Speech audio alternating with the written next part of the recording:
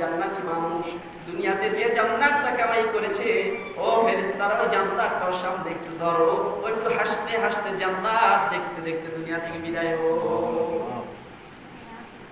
আর না ফরমান বেঈমান যে দুনিয়ার জমিনে আমার মালিকের ডাকে সাড়া দেয় নাই, যেই বান্দা দুনিয়ার জমিনে আল্লাহর ডাকে সাড়া দেয় না, আল্লাহর ইবাদত করে নাই, দুনিয়ার জমিনে দুনিয়াকে প্রাধান্য দিয়েছে, দুনিয়ার আড্ডায় সময় ব্যস্ত করেছে, দুনিয়ার ব্যবসায় সময় ব্যস্ত করেছে, হায়াতের জিন্দেগিতে আল্লাহকে প্রাধান্য না দিয়ে দুনিয়াকে প্রাধান্য দিয়েছে, দুনিয়ার ভিতরে থেকেও আল্লাহর ইবাদত করার সুযোগ থাকার পরেও আল্লাহর ইবাদত করে নাই। নবীজি বলেন ওই ব্যক্তির যখন রূহটা কবজ করা হবে, মালাকুল মউত তার চেহারা এত বিকট আকৃতি ধারণ করবে যেন প্রত্যেকটা পশমের গোড়া দিয়ে জাহান্নামের আগুনের ফুলকি বের হইতে থাকবে। তার এক মাথা থাকা আসমানে, পাও থাকবে জমিনে, আর এমন ছুরাত হবে যে এমন আকৃতি হবে যে মাগরিব আর মাশরিক পূব পশ্চিম পর্যন্ত তার পুরো দেহ ছড়ায়া যাবে। নাফরমান দেখার পরে দুনিয়ার আর খেয়াল থাকবে না। নাফরমান বান্দার রূহটা কবজ করা হয়ে যাবে। রূহটা কবজ হয়ে যাওয়ার সাথে সাথে আপনার আমার রূহ কবজ হওয়ার সাথে সাথে ঘরের ভিতরে আপনার আমার যে ঘরের ভিতরে আপনার আমার যে বালিশের উপরে শোয়াইতো, রূহটা বের হওয়ার সাথে সাথে বালিশের উপরে আপনার আমার জায়গা না। যেই দামি খাটের উপরে আপনি আমি শুইতাম, এই খাটের উপরে আপনার আমার জায়গা নাই। মরার সাথে সাথে আপনার আমার ওই খাট থেকে নামাইয়া ফ্লোরের উপরে মাটির উপরে শোয়াইয়া বালিশ ছাড়া আপনার আমি শোয়াইয়া হাতের ভিতর থেকে গড়িয়া আনছি যা কিছু সব খুলিয়ে নিয়ে যাইবে। মৃত্যু চক্ষু বন্ধ হওয়ার সাথে সাথে দামি খাটে আপনার জায়গা নাই, মৃত্যু হওয়ার সাথে সাথে বালিশের ভিতরে জায়গা নাই, মৃত্যু হওয়ার সাথে সাথে আপনার কাছেও মানুষ আসতে ভয় পাবে, মানুষ কাছেও আসবে না। সবাই যখন এলাকার মানুষজন খবর হয়ে যাবে অমুকে দুনিয়ার জমিনে নাই, দুনিয়া থেকে বিদায় হয়ে গেছে, অমুকের জীবনটা কবজ হয়ে গেছে, অমুক লাশ হয়ে পড়ে আছে, এলাকার মানুষজন সবাই আপনাকে আমাকে দেখার জন্য আসবে। কেউ আয়েশা বলবে লোকটা ভালো ছিল, কেউ বলবে লোকটা বড় খারাপ ছিল, কেউ বলবে আসলে লোকটা দুনিয়ার পিছনে দৌড়াইতে, কেউ বলবে না লোকটা ইবাদত করত। আপনার আমার সব ভালোবাসা মহব্বত, সব দ্বন্দ্ব, সব মায়া, বিবির মায়া, সন্তানের মায়া, মহব্বত সব কিছু মুহূর্তের মধ্যে সব ছিন্ন ভিন্ন। যাদের সাথে ঘোরাফেরা করতাম, চলাফেরা করতাম, এলাকার মানুষজন আইসা আপনার আমার জন্য কবরের জন্য বাস কাটবে। কেউ এলাকার মানুষ হিসাব বাস কাইটা, কেউ কবর খনন করার জন্য যাবে, কেউ বাজারে কাপড়ের কাপড় কেনার জন্য যাবে, কেউ বা আপনার আমার এলাকার মানুষজন আইসা ওলামায়ে কেরাম আইসা আপনারে আমারে গোসল করানোর জন্য সুন্দর করে মশারি টানাইয়া গরম পানি করে রেডি হয়ে যাবে। এইবার আপনারে আমারে ঘর থেকে নামাইয়া আপনারে আমারে এইবার কোমরের ভিতরে গামছা দিয়া মাথাটা আগে নামাইয়া ঘর থেকে পাউডিটা নামাইবে শেষে, যেন এই ঘর লাথি মারিয়া সব কিছু ফালাইয়া এমন একটা জায়গায় যাইতেছি যেই ঘরটা হইল আপনার আমার, এমন করে যাইতেছে এই ঘরে আর কোনো দাম না। গোসল করাইয়া সুন্দর করে আপনার আমার সাজাইয়া মসজিদের খাট নিয়ে সুন্দর করে আপনার আমার কাপড়ের কাপড় প্যাকেট করিয়া ওই খাটের উপরে শোয়াইয়া রাখবে। এখন আপনি আমি চাইলেও রাখতে পারি না, চাইলেও আপনার আমার শরীর আর নড়বে না। এমন একটা মানুষ যখন ছিলাম, রূহটা ভিতরে ছিল, দুনিয়ার জমিনে চলাফেরা করেছি, কথা বলেছি, কত মানুষের সাথে হাসি ঠাট্টা করেছি, কত মানুষের সাথে মিশেছি, কত মানুষের সাথে ঝগড়ায় লিপ্ত হয়েছি।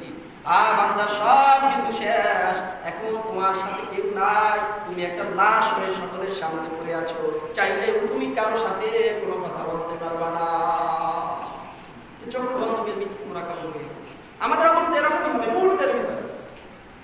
যদি সামান্যতম দেহ নরম হয় যায়, মৃত্যুর কথা স্মরণ হয়, আল্লাহ নবী বলেন আল্লাহর কথা স্মরণ হওয়ার পর জাহান্নামের ভয়তে, কবরের ভয়তে, আল্লাহর আযাব ও গজবের ভয়তে এক জাররা পরিমাণ চোখ থেকে পানি বের হয়, নবীজি বলেন তাকে জাহান্নামে ঢোকানো কোনোদিন সম্ভব না,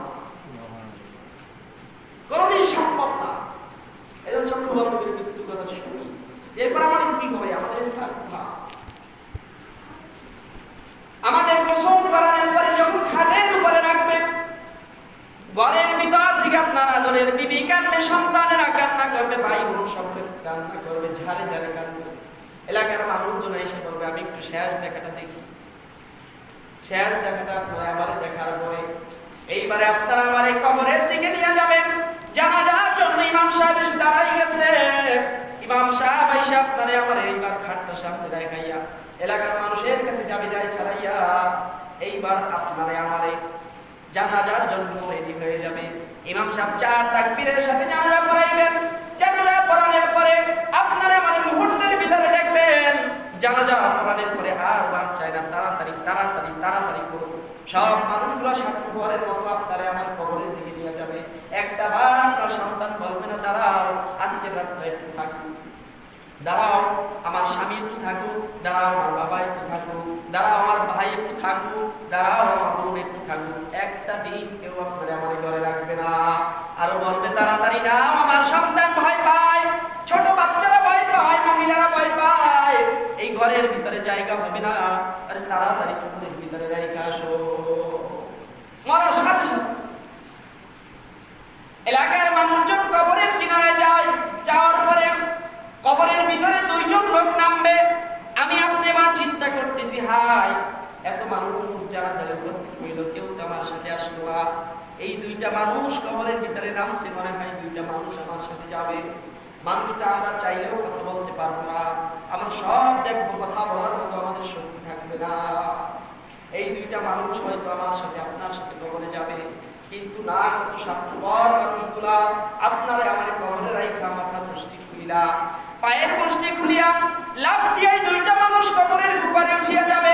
এই 2টা মানুষ কবরের উপরে উঠিয়া তাড়াতাড়ি করিয়া বাঁশ দিয়া কলা পাতা পিছাইয়া মাটি এমন জোরে পাড়াইয়া পাড়াইয়া পাড়াইয়া পাড়াইয়া দিবে, একটা ছিদ্র পর্যন্ত কবরের ভিতরে রাখবে না।